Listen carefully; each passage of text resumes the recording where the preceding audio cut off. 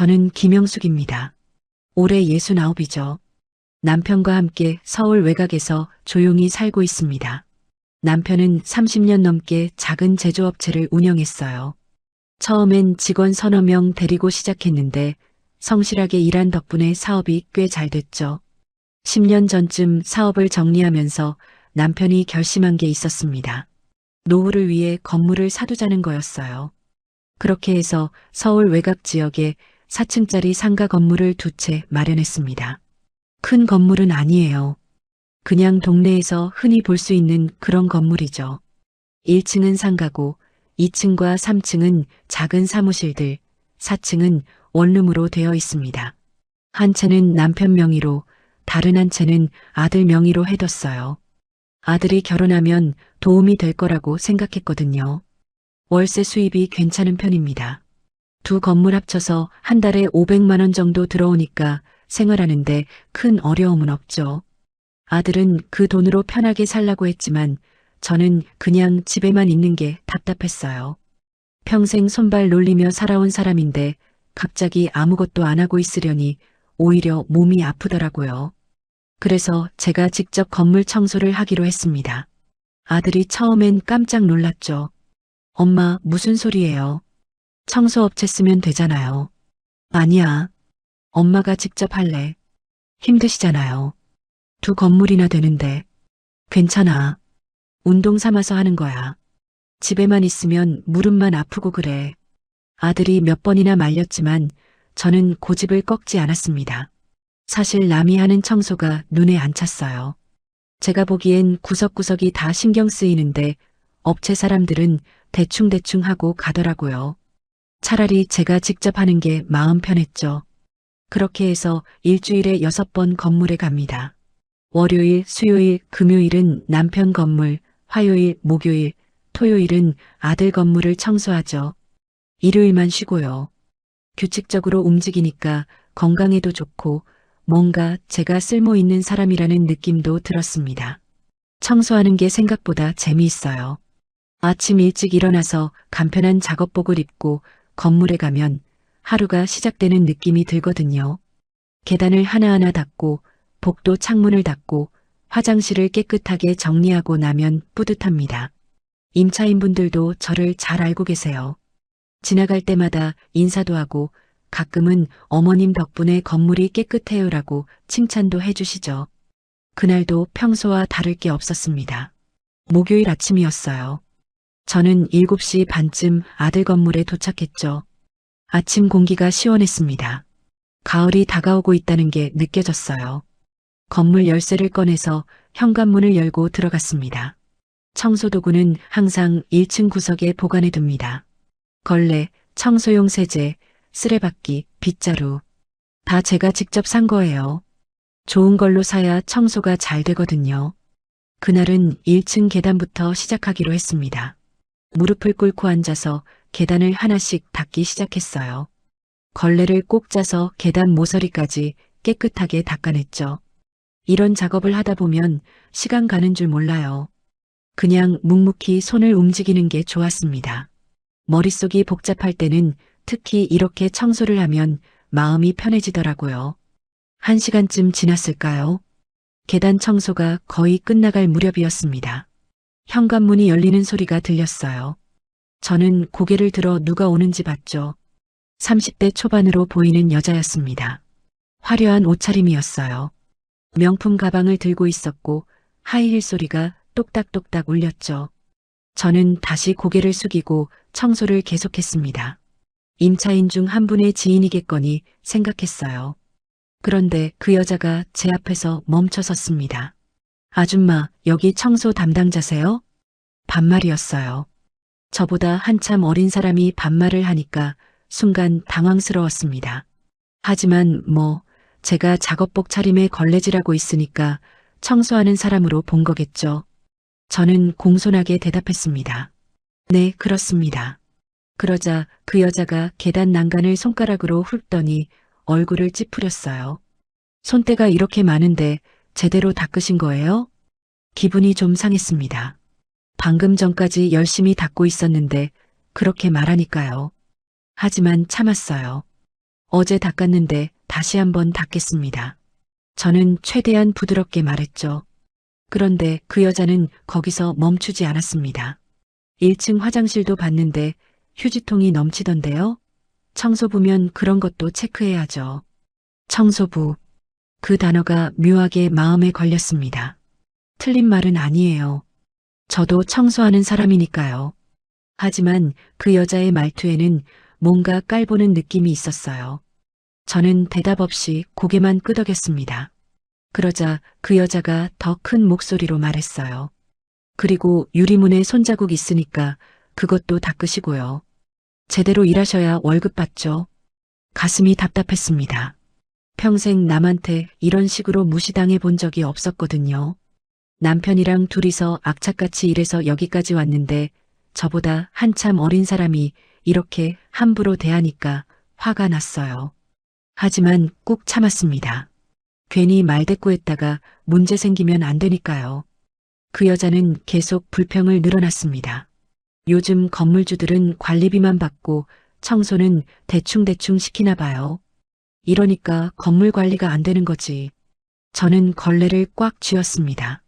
손에 힘이 들어갔어요. 하지만 아무 말도 하지 않았죠. 그냥 고개를 숙이고 있었습니다. 그 여자는 멈출 생각이 없었습니다. 계속해서 이것저것 지적하더니 이번엔 다른 말을 꺼냈어요. 아, 그리고 아줌마. 청소하실 때 향 강한 세제 쓰지 마세요. 그런 냄새 못 참거든요. 일방적인 통보였습니다.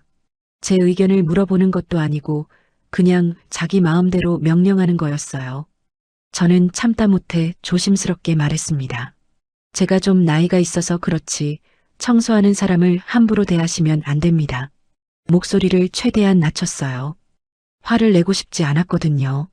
하지만 이 정도는 말해야 할 것 같았습니다. 그런데 그 여자의 반응은 예상 밖이었어요. 제가 함부로 대했나요?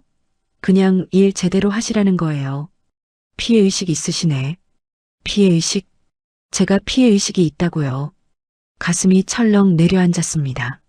이 사람은 자기가 뭘 잘못했는지 전혀 모르고 있었어요. 아니, 알면서도 인정하지 않는 건지도 모르죠. 저는 더 이상 말하지 않았습니다. 말해봤자 소용없을 것 같았거든요. 그냥 고개를 숙이고 걸레질을 계속했어요. 그 여자가 핸드백을 챙기며 마지막으로 한마디 더 던졌습니다. 다음에 또 올 텐데 그때는 좀 더 깨끗하게 해놓으세요. 하이힐 소리가 멀어졌습니다. 현관문이 닫히는 소리가 들렸어요. 그제야 저는 꽉 쥐고 있던 걸레를 놨습니다. 손이 떨리고 있었어요. 평생 이렇게 무례한 대우를 받아본 적이 없었습니다. 물론 청소 일을 하면서 가끔 까다로운 분들을 만나긴 했어요. 하지만 그분들도 최소한의 예의는 지켰죠. 나이 든 사람한테 반말하거나 사람 자체를 무시하는 태도는 보이지 않았습니다. 그런데 방금 그 여자는 달랐어요. 저를 사람이 아니라 그냥 일하는 기계처럼 대했습니다. 돈 받고 일하니까 뭐라고 해도 되는 줄 아는 것 같았어요. 저는 한참을 그 자리에 앉아 있었습니다. 청소를 마저 해야 하는데 힘이 나지 않았어요. 마음이 너무 상했거든요. 손을 내려다봤습니다. 주름이 잔뜩 잡힌 제 손이 보였어요. 69회를 살아온 흔적들이죠. 이 손으로 식당 일도 했고 밤낮으로 일해서 돈도 모았습니다. 남편 사업 도울 때도 이 손으로 물건을 나르고 장부를 정리했어요. 아들 키울 때도 이 손으로 밥을 하고 빨래를 했죠. 그렇게 악착같이 살아서 지금 여기까지 왔는데 그걸 모르는 사람한테 이런 취급을 받으니 억울했습니다. 겨우 정신을 추스르고 청소를 마저 했어요. 계단도 다 닦고 화장실도 정리하고 유리문도 깨끗하게 닦았습니다. 평소보다 더 꼼꼼하게 했죠. 그 여자가 다시 와서 뭐라고 하는 게 싫었거든요. 청소를 다 마치고 집에 돌아왔을 때는 오후 1시쯤이었습니다. 몸은 피곤했지만 마음은 더 피곤했어요. 현관문을 열고 들어가니 남편이 거실에 앉아 있었습니다. 왔어요? 오늘 좀 늦었네. 점심 먹었어요? 남편이 반갑게 맞아줬어요. 저는 신발을 벗으면서 대답했습니다. 아직이에요. 청소하다 보니까 시간이 좀 걸렸네요. 남편이 제 얼굴을 자세히 보더니 물었습니다. 무슨 일 있었어요? 표정이 안 좋은데. 남편은 저를 오래 봐온 사람이니까 제 기분을 금방 알아챘죠. 저는 한숨을 쉬며 소파에 앉았습니다. 오늘 건물에서 좀 기분 나쁜 일이 있었어요. 무슨 일인데? 남편이 걱정스러운 얼굴로 물었습니다. 저는 오늘 있었던 일을 처음부터 끝까지 다 말했어요. 그 여자가 어떻게 들어왔고 어떤 말들을 했는지 얼마나 무례했는지 전부 다요. 말하면서 다시 화가 났습니다. 목소리가 떨렸어요. 남편은 제 이야기를 다 듣더니 얼굴이 굳어졌습니다. 도대체 누가 그렇게 버릇없어? 요즘 젊은 사람들은 어른 공경도 모르나. 남편도 화가 난 것 같았어요. 주먹을 불끈 쥐고 있었거든요. 나이 든 사람한테 함부로 말하는 게 어디 있어. 그것도 청소하시는 분한테. 일하는 사람을 무시해도 되는 줄 아나 봐. 그러게요. 제가 뭐라고 하니까 피해의식 있다고 하더라고요. 피해의식? 그게 무슨 소리야? 당연히 기분 나쁜 거지. 남편이 자리에서 일어났습니다. 부엌으로 가더니 물을 한 잔 따라왔어요. 여보, 물 마시고 진정해요. 그런 사람 신경 쓸 것 없어. 알아요. 그냥 너무 기분이 나빠서요. 저는 물을 한 모금 마셨습니다. 차가운 물이 목으로 넘어가니까 조금 진정이 됐어요. 남편이 제 옆에 앉아서 말했습니다. 근데 그 사람이 누구예요? 혹시 건물 임차인이에요? 아니요. 처음 보는 사람이었어요. 누군지는 모르겠는데 다음에 또 온다고 했어요. 다음에 또 온다고? 네. 자기가 또 올 텐데 그때는 더 깨끗하게 해놓으라고 하더라고요. 남편이 고개를 저었습니다. 정말 이해가 안 되네. 남의 건물에 와서 청소하시는 분한테 그게 무슨 태도야. 저도 이해가 안 됐어요. 대체 무슨 권리로 그렇게 행동하는 건지. 자기가 건물주도 아닌데 말이죠.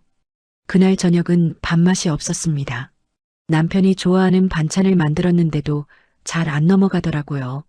자꾸 그 여자 얼굴이 떠올랐거든요.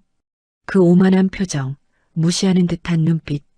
밤에 잠자리에 누웠는데도 잠이 안 왔어요. 계속 그 일이 생각났습니다. 제가 뭘 잘못한 걸까?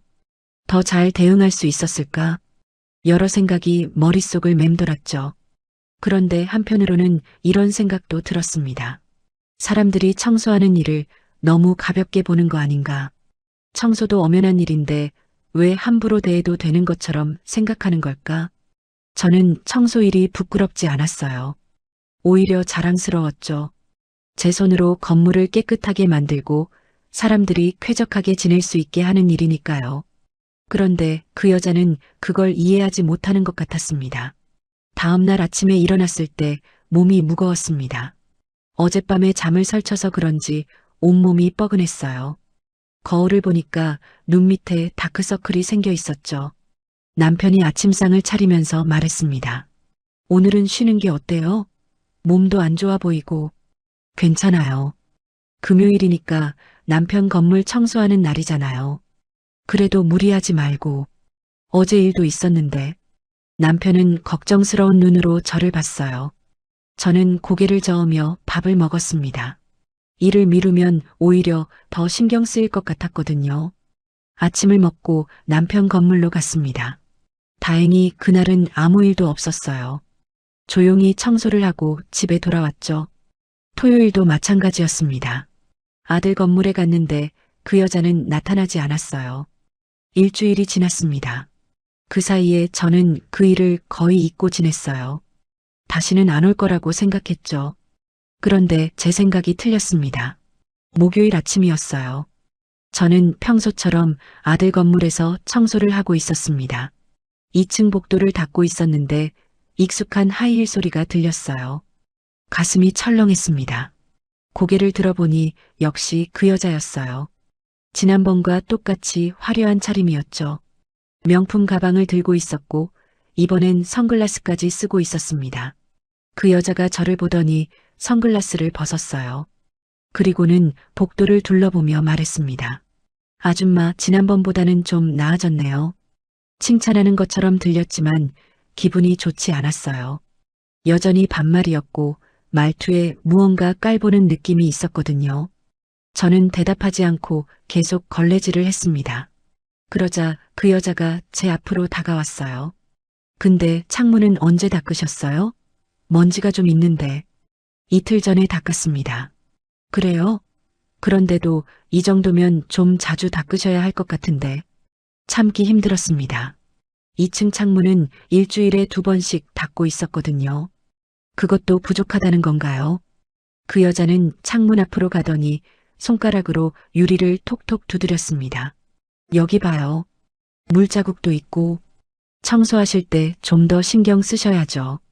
저는 꾹 참고 대답했습니다. 알겠습니다.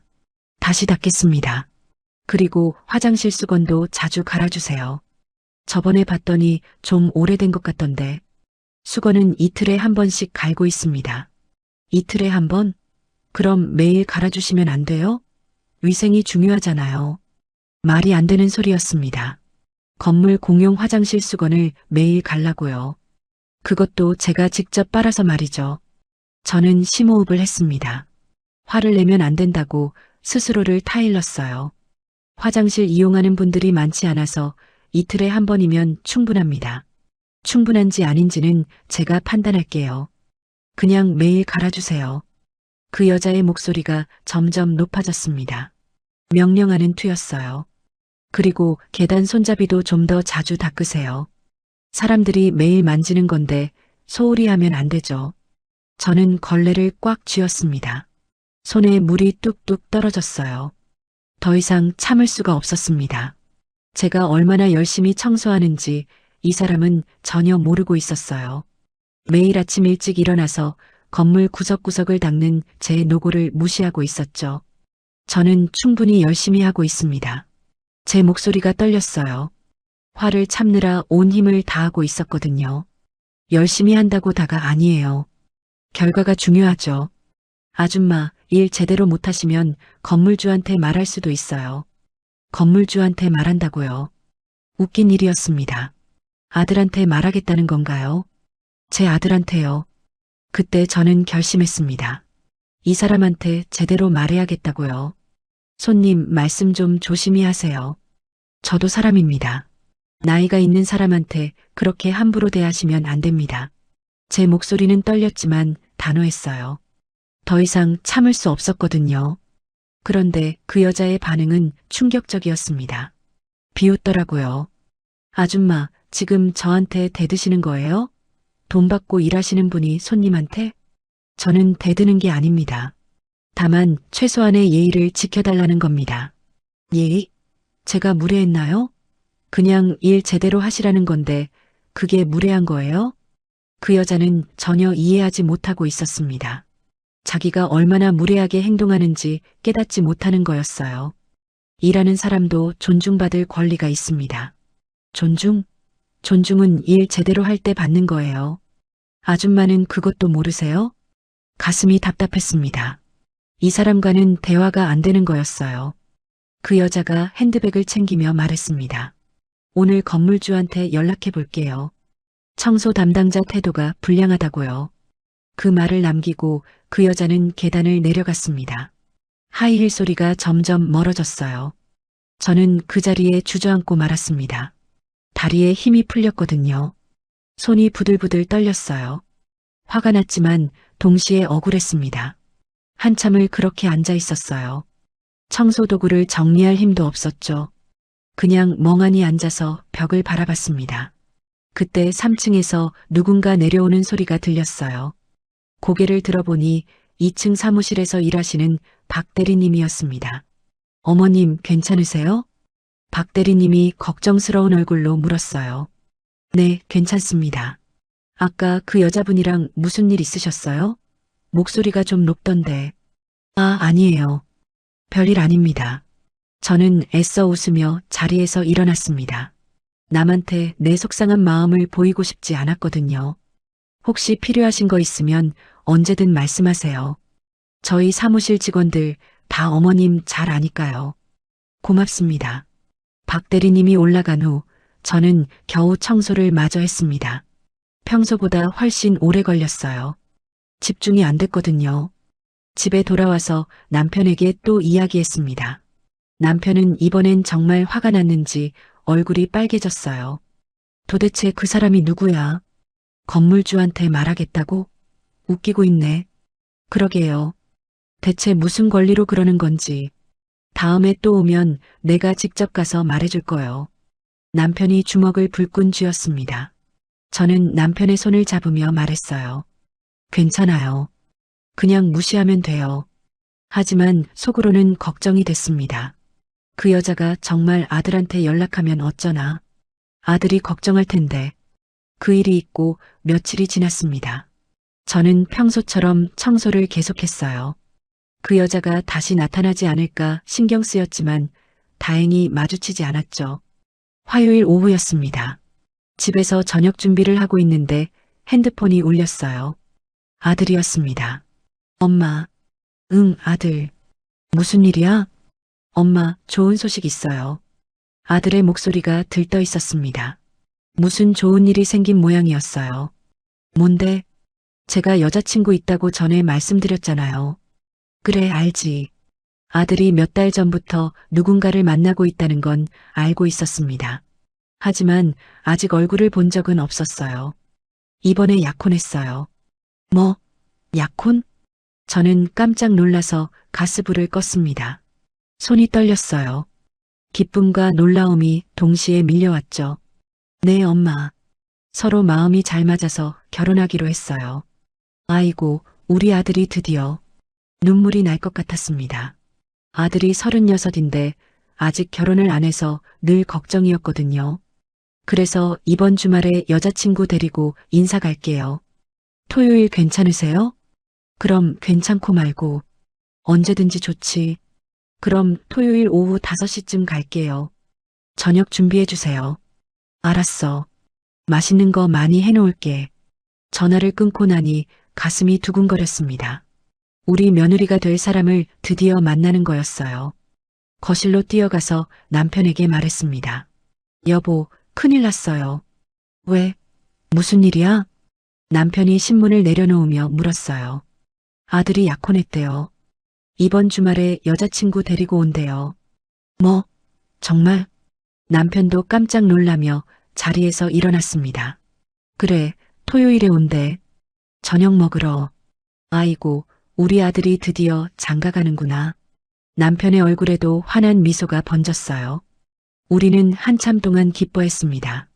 그날 밤부터 저는 준비를 시작했어요. 뭘 해줄까 고민했죠.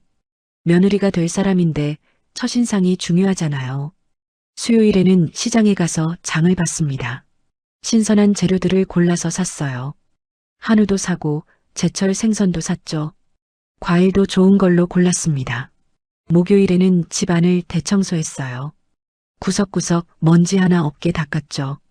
거실도 정리하고 화장실도 깨끗하게 청소했습니다. 금요일에는 음식 준비를 시작했어요. 미리 만들어둘 수 있는 반찬들을 만들었죠. 장조림도 하고 잡채도 만들었습니다. 남편도 열심히 도와줬어요. 같이 집안을 정리하고 안 쓰는 물건들을 치웠죠. 여보, 너무 긴장하지 마요. 우리 아들이 데려오는 사람인데 좋은 사람일 거요. 알아요. 그래도 떨리네요. 사실 저는 며느리를 만나는 게 처음이었습니다. 제 인생에서 정말 중요한 순간이었어요. 토요일 아침에 일어나자마자 부엌으로 달려갔습니다. 갈비찜을 만들어야 했거든요. 새벽부터 고기를 손질하고 양념을 만들었어요. 남편이 부엌으로 들어오더니 말했습니다. 당신 아침도 안 먹고 뭐해요? 갈비찜 만들어야 해요. 시간이 오래 걸리잖아요. 그래도 밥은 먹어야지. 남편이 억지로 저를 식탁에 앉혔습니다. 하지만 밥이 잘 넘어가지 않았어요. 계속 신경이 쓰였거든요. 오후가 되자 더 긴장됐습니다. 옷장을 열어서 뭘 입을까 고민했어요.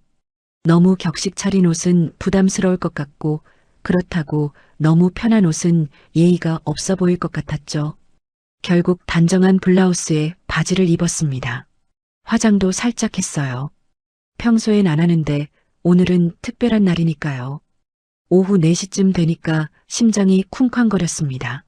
1시간 후면 며느리를 만나는 거였어요. 부엌에서 마지막으로 음식들을 확인했습니다. 갈비찜, 생선구이, 나물무침, 잡채, 전. 상이 푸짐하게 차려졌어요. 남편도 말끔하게 차려입고 거실에 앉아 있었습니다. 우리 둘 다 긴장한 게 보였어요. 여보, 물 한 잔 주세요. 목이 마르네요. 저도요. 우리는 물을 마시며 시계를 봤습니다. 4시 반. 아직 30분이나 남았어요. 어떤 아이일까요? 제가 물었습니다. 남편이 웃으며 대답했어요. 우리 아들이 좋다는 사람인데 좋은 아이겠지. 그렇겠죠. 4시 50분이 됐습니다. 저는 현관 쪽을 자꾸 쳐다봤어요. 남편도 소파에 앉았다 일어났다 했죠. 드디어 초인종이 울렸습니다. 5시 정각이었어요. 저는 심호흡을 하고 현관으로 갔습니다. 손이 떨려서 문손잡이를 잡기가 힘들었어요. 문을 열었습니다.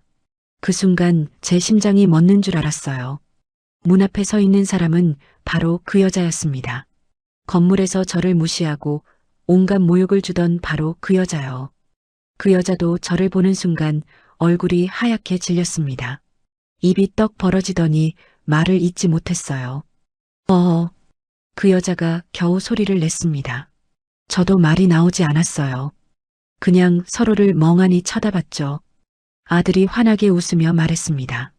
엄마, 제 약혼녀 김민지예요. 민지야, 우리 엄마. 민지. 그게 그 여자의 이름이었습니다. 저는 겨우 정신을 차리고 입을 열었어요. 어머, 들어오세요. 목소리가 떨렸습니다. 최대한 평정을 유지하려고 애썼죠. 민지는 여전히 얼어붙은 표정이었어요. 창백한 얼굴로 저를 쳐다보고 있었습니다. 민지야, 왜 그래? 인사해. 아들이 민지의 등을 살짝 밀었어요. 민지가 떨리는 목소리로 말했습니다. 안녕하세요. 겨우 나온 인사였습니다. 목소리가 너무 작아서 거의 들리지 않았어요. 어서 들어와요. 저는 애써 미소를 지으며 말했습니다. 하지만 속으로는 머리가 복잡했어요. 이게 무슨 일인가? 하필이면 그 여자가 우리 며느리라니. 4사람이 거실로 들어갔습니다. 남편이 반갑게 일어나서 인사했어요. 어서 와요. 많이 기다렸어요. 안녕하세요, 아버님. 민지가 인사했지만 표정이 굳어 있었습니다. 식탁에 앉았습니다. 저는 준비한 음식들을 상에 차렸어요. 손이 떨려서 그릇을 놓기가 힘들었죠. 와, 엄마. 이렇게 많이 준비하셨어요? 아들이 감탄하며 말했습니다. 첫 만남인데 잘해줘야지. 저는 애써 밝게 말했어요. 하지만 민지는 고개를 들지 못하고 있었습니다. 식탁 위에 음식이 가득 차려졌습니다. 갈비찜에서 김이 모락모락 올라왔어요. 정성껏 준비한 음식들이었죠. 하지만 저는 식욕이 전혀 없었습니다. 민지는 고개를 푹 숙이고 앉아 있었어요. 수저를 들었다 놨다를 반복했죠. 손이 부들부들 떨리는 게 보였습니다. 아들만 분위기를 모르고 신나 있었어요. 엄마, 이 갈비찜 제가 제일 좋아하는 건데. 민지야, 우리 엄마 요리 정말 맛있어. 네. 민지가 겨우 대답했습니다. 목소리가 목이만 했어요. 남편이 분위기를 풀려고 말을 꺼냈습니다. 민지 씨, 어떤 일 하세요? 패션 회사에서 마케팅 일합니다. 민지가 고개를 들지 않은 채 대답했어요. 그래요? 요즘 잘 나가는 분야잖아요. 감사합니다. 대화가 이어지지 않았습니다.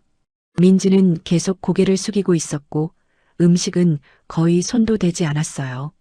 아들이 이상하다는 듯 민지를 봤습니다. 민지야, 왜 그래?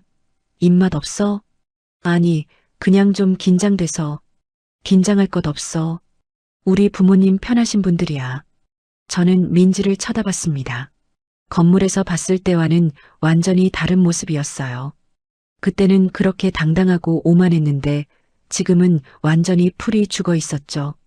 식사 내내 어색한 분위기가 계속됐습니다. 저는 아들에게 이것저것 물어봤어요. 민지 씨는 어떻게 만났어? 회사 행사에서 만났어요.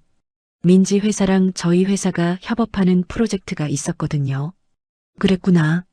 처음 봤을 때부터 좋았어요. 일도 열심히 하고 똑 부러지게 일 처리하는 모습이 멋있었죠. 아들이 민지를 바라보며 말했습니다. 민지는 어색하게 미소만 지었어요.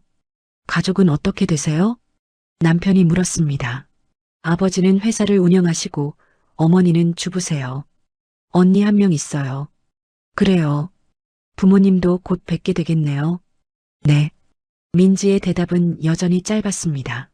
제대로 된 대화가 이어지지 않았어요. 1시간쯤 지났을까요? 식사가 거의 끝나갈 무렵이었습니다. 아들이 화장실에 가겠다며 자리를 떴어요.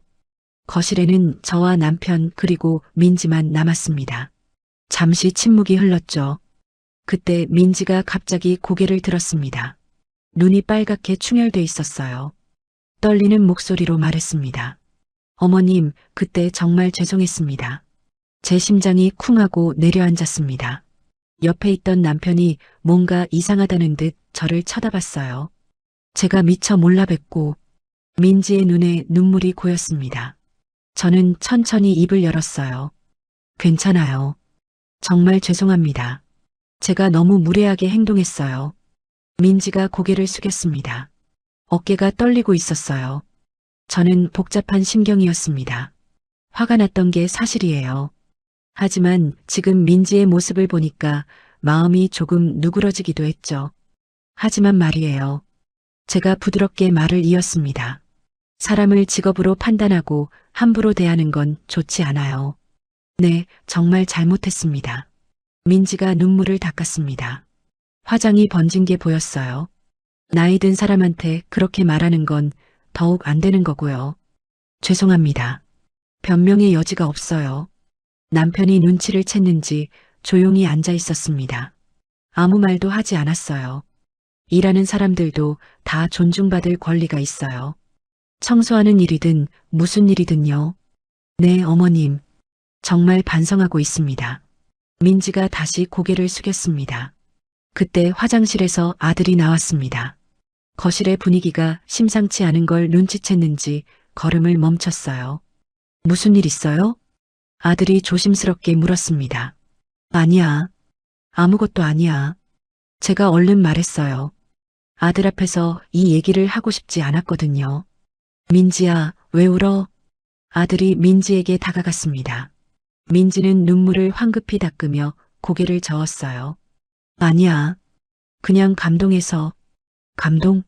어머님이 이렇게 잘해주시니까. 민지가 애써 웃었습니다. 하지만 그 미소는 억지스러워 보였어요. 아들이 민지의 어깨를 토닥이며 다시 자리에 앉았습니다. 식탁의 분위기는 여전히 무겁게 가라앉아 있었죠. 저녁 식사가 끝나고 과일을 내왔습니다. 남편이 거실 소파로 자리를 옮기자고 했어요. 소파에 앉아서 편하게 얘기해요. 네 사람이 거실로 이동했습니다. 아들과 민지는 한쪽 소파에, 저와 남편은 맞은편에 앉았어요. 아들이 결혼 계획에 대해 이야기하기 시작했습니다. 내년 봄쯤 결혼하려고요. 5월이나 6월쯤? 그래, 좋은 계절이지. 남편이 대답했습니다. 예식장은 아직 안 정했어요. 천천히 알아볼 생각이에요. 신혼집은? 제가 물었습니다. 제 건물 4층에 있는 원룸을 리모델링해서 당분간 거기서 살까 해요. 나중에 여유되면 아파트 알아보고요. 그것도 좋겠다. 대화가 오가는 동안 민지는 거의 말이 없었습니다. 그냥 고개만 끄덕이고 있었어요. 1시간쯤 더 있다가 아들이 일어났습니다. 엄마, 아빠, 저희 이만 가볼게요. 민지가 좀 피곤한 것 같아서. 그래, 조심히 가거라. 현관까지 배웅을 나갔습니다. 민지가 신발을 신으면서 다시 한번 고개를 숙였어요. 오늘 정말 감사했습니다. 맛있게 잘 먹었어요. 그래요. 다음에 또 와요. 제가 말했지만 속마음은 복잡했습니다. 어머님, 정말 죄송했습니다. 민지가 작은 목소리로 다시 사과했어요. 아들이 듣지 못할 정도로요. 알았어요. 조심히 가요. 문이 닫히고 아들과 민지가 떠났습니다. 저는 거실로 돌아와서 소파에 털썩 주저앉았어요. 여보, 대체 무슨 일이에요? 남편이 물었습니다. 그 여자예요. 뭐? 건물에서 저한테 그렇게 했던 바로 그 여자요. 남편의 눈이 커졌습니다. 설마 민지가? 네, 바로 그 사람이에요. 남편이 한숨을 쉬었습니다. 손으로 얼굴을 감싸주더니 말했어요. 일을 어쩌면 좋아. 저도 한숨이 나왔습니다. 오늘 하루가 마치 악몽 같았어요. 며느리를 처음 만나는 기쁜 날이 이렇게 될 줄은 꿈에도 몰랐죠. 아들한테 말해야 할까요? 제가 물었습니다. 글쎄요. 고민이네요. 남편도 확신이 없는 것 같았어요. 우리는 한참을 말없이 앉아 있었습니다. 시계 소리만 똑딱똑딱 울렸죠. 그날 밤 잠을 거의 못 잤습니다. 눈을 감으면 민지의 얼굴이 떠올랐어요. 건물에서 저를 무시하던 그 오만한 표정과 오늘 저녁 창백하게 질린 얼굴이 번갈아 나타났죠. 옆에서 남편도 뒤척이는 소리가 들렸습니다. 우리 둘 다 잠을 못 자고 있었어요. 여보, 자요? 제가 조심스럽게 물었습니다. 잠이 안 와요. 남편이 한숨을 쉬며 대답했어요. 저도요. 아들한테 말해야 할 것 같은데 그게 맞는 건지 모르겠어요. 남편의 목소리에 고민이 묻어났습니다. 말하면 둘 사이가 틀어질 텐데. 그렇죠. 근데 말 안 하고 넘어가도 될까요? 저는 대답하지 못했습니다. 어떻게 하는 게 맞는지 정말 모르겠더라고요. 다음 날 일요일이었습니다. 저는 평소처럼 아침을 준비했어요. 하지만 손에 힘이 들어가지 않았죠. 계란을 깨다가 그릇 밖으로 흘리기도 했습니다. 괜찮아요? 남편이 걱정스럽게 물었어요. 네, 괜찮아요. 그냥 정신이 없어서 아침을 먹으면서도 계속 생각했습니다. 민지가 정말 반성하고 있는 걸까? 아니면 그냥 들켰으니까 사과하는 걸까? 오후가 되자 남편이 말했습니다. 여보, 우리 산책이나 할까요? 집에만 있으니까 답답해요. 그럴까요?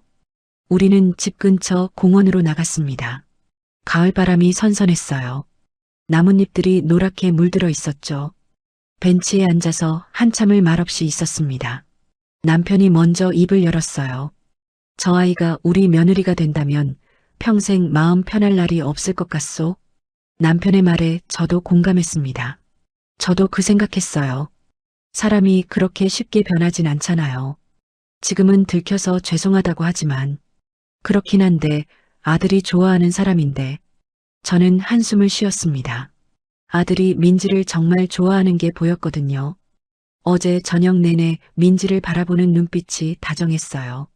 그래도 아들한테는 말해야 할 것 같소? 이런 중요한 일을 숨기는 게 오히려 나쁜 것 같아요. 남편의 말이 맞았습니다. 숨기고 넘어가면 나중에 더 큰 문제가 생길 수도 있었죠. 그럼 언제 말할까요? 오늘 저녁에 전화해 보는 게 어때요? 알았어요. 집으로 돌아오는 길에도 계속 고민했습니다. 어떻게 말을 꺼내야 할까? 아들이 상처받지 않게 하려면 어떻게 해야 할까?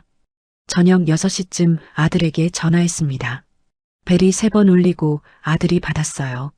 엄마, 무슨 일이세요? 응, 아들아. 지금 통화 괜찮아? 네, 괜찮아요. 무슨 일 있으세요? 제 목소리가 떨렸습니다. 심호흡을 하고 말을 이었어요. 엄마가 할 얘기가 있어서. 네, 말씀하세요. 민지 씨 말인데. 전화기 너머로 아들이 긴장하는 게 느껴졌습니다. 민지가 왜요? 어제 뭐 실례한 거라도 있었어요? 아니, 그게 아니라. 저는 잠시 말을 멈췄습니다. 어떻게 시작해야 할까요? 엄마가 민지 씨를 어제 처음 본 게 아니야. 네. 무슨 말씀이세요? 사실은 전에 건물에서 본 적이 있어. 건물에서요? 아들의 목소리에 의아함이 묻어났습니다. 응. 엄마가 청소하고 있을 때 민지 씨가 왔었어. 그리고 저는 그동안 있었던 일들을 처음부터 끝까지 말했습니다.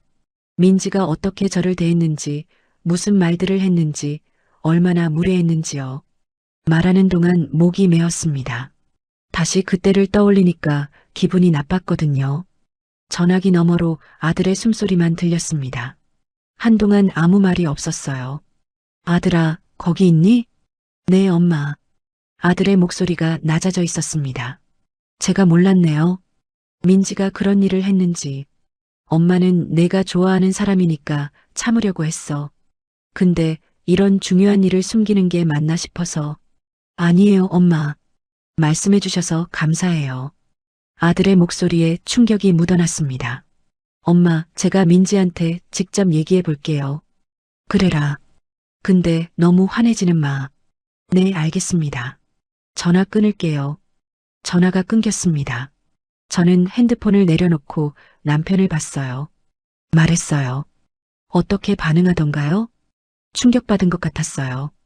그럴 만도 하지.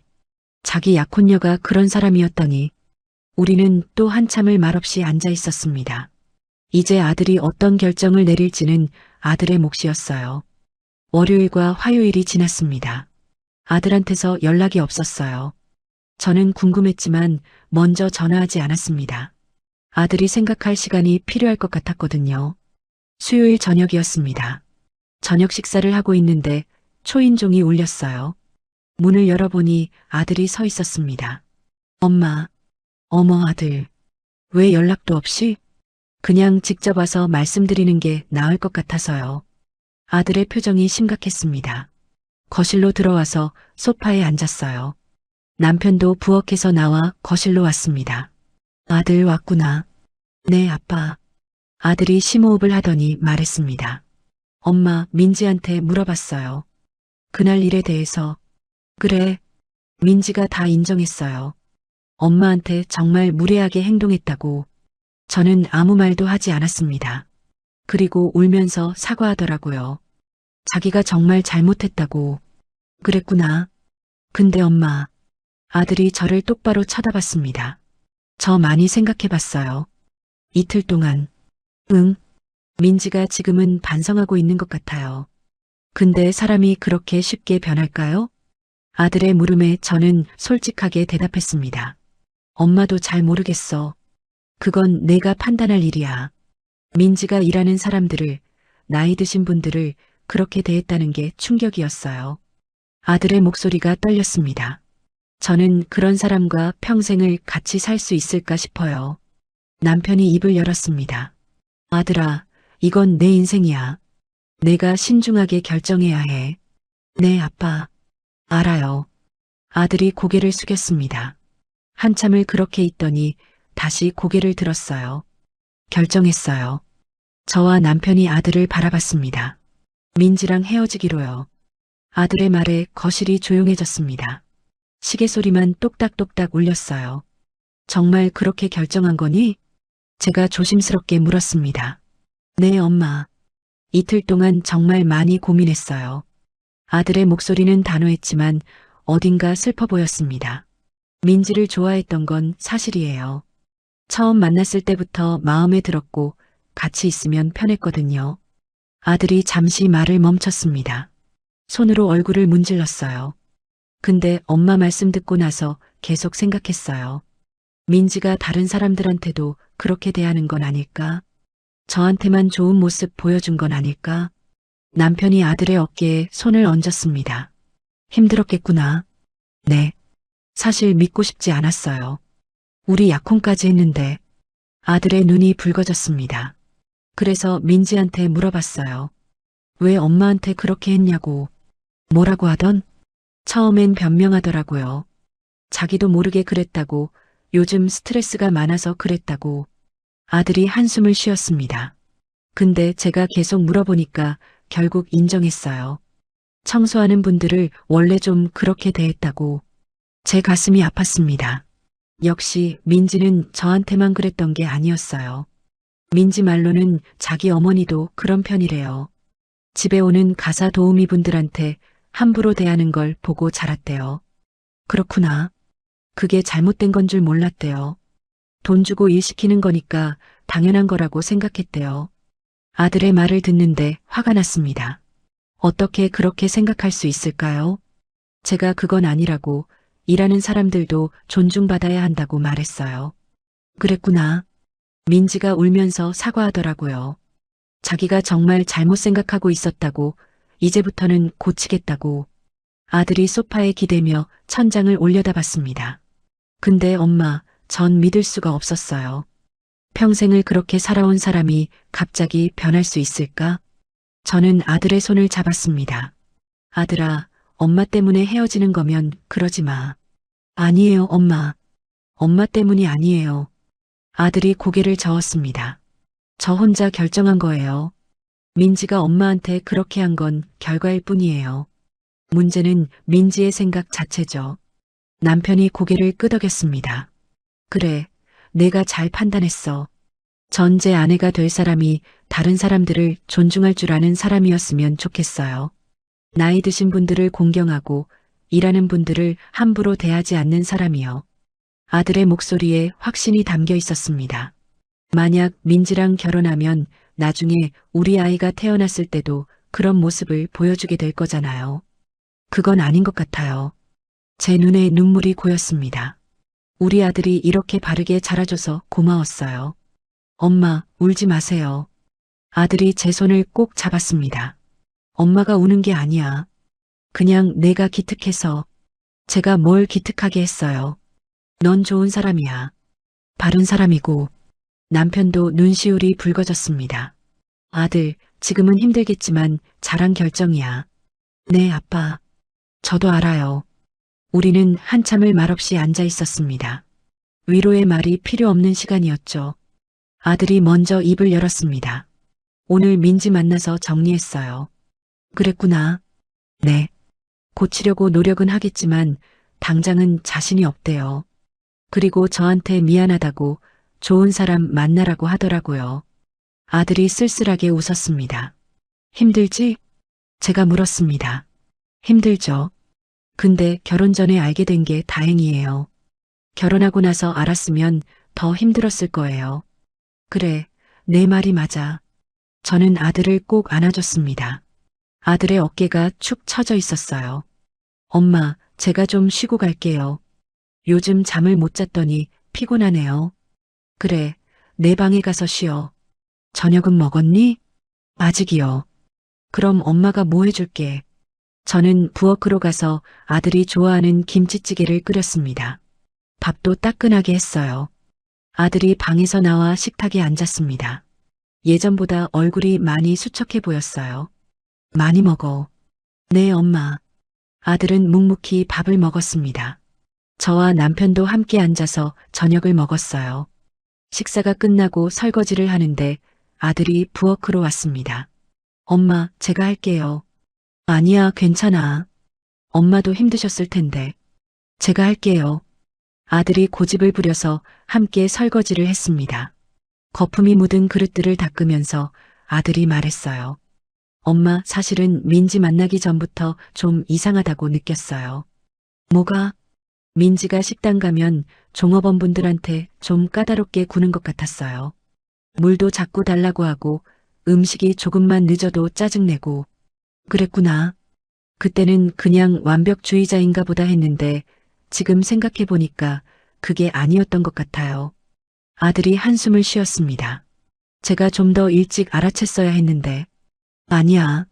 사람은 자기가 보고 싶은 것만 보게 되는 거야. 내 잘못이 아니야. 설거지를 마치고 거실로 돌아왔습니다. 남편이 텔레비전을 보고 있었어요. 아들, 오늘 여기서 자고 가는 게 어때? 남편이 제안했습니다. 괜찮아요, 아빠. 집에 가야 해요. 혼자 있으면 우울할 텐데. 괜찮아요. 정리할 것도 있고 생각도 좀 해야 해서요. 아들이 일어나서 현관으로 갔습니다. 우리도 따라 나갔어요. 조심히 가. 네, 엄마. 걱정 마세요. 저 괜찮아요. 힘들면 언제든 전화해. 네, 알겠습니다. 아들이 신발을 신고 문을 열었습니다. 돌아서서 우리를 봤어요. 엄마, 아빠, 저 괜찮을 거예요. 오히려 지금 알게 돼서 다행이에요. 그래, 알았어. 그리고 엄마 앞으로는 청소업체 쓰세요. 엄마가 직접 하시는 거 보기 힘들어요. 알았어. 생각해 볼게. 아들이 나가고 문이 닫혔습니다. 저는 남편을 돌아봤어요.